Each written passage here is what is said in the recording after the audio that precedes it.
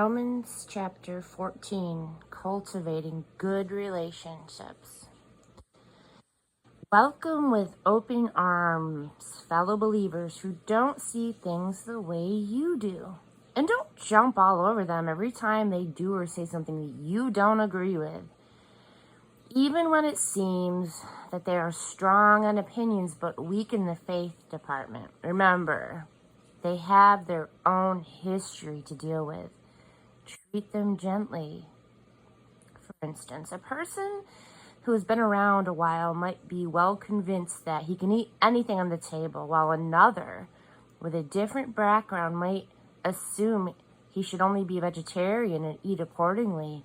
But since both are guests at Christ's table, wouldn't it be terribly rude if they fell to criticizing what the other ate and didn't eat? God, after all, invited them both to the table. Do you have any business crossing people off the guest list or interfering with God's welcome? If there are corrections to be made or manners to be learned, God can handle that without your help.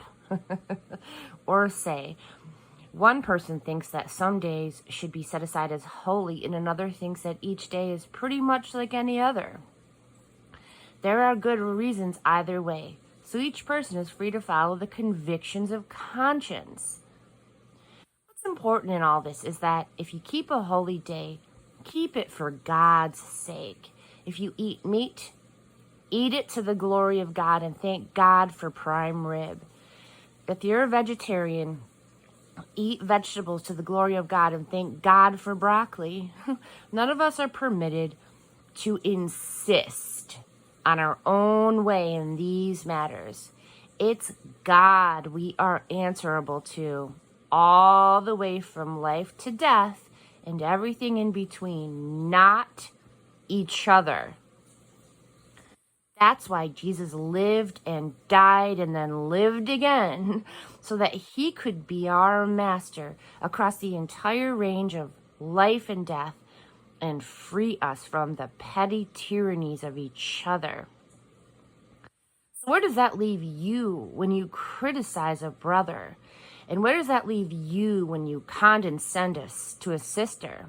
I'd say it leaves you looking pretty silly, or worse. Eventually, we're all going to end up kneeling side by side in the place of judgment, facing God. Your critical and condescending ways aren't going to improve your position there one bit. Read it for yourself in Scripture. As I live and breathe, God says, every knee will bow before me. Every tongue will tell the honest truth that I and only I am God. So, tend to your knitting. You've got your hands full just taking care of your own life before God. Forget about dealing what's right for each other. Here's what you need to be concerned about: that you don't get in the way of someone else, making life more difficult than it already is.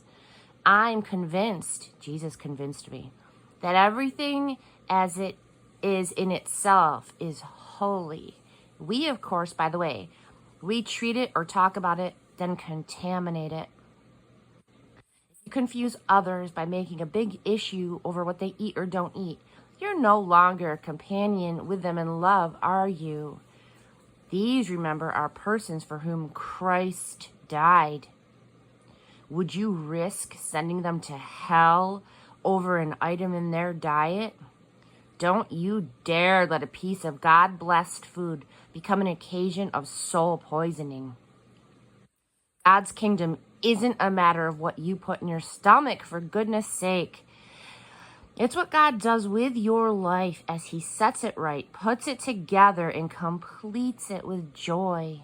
Your task is to single-mindedly serve Christ. Do that and you'll kill two birds with one stone, pleasing the God above you and proving your worth to the people around you.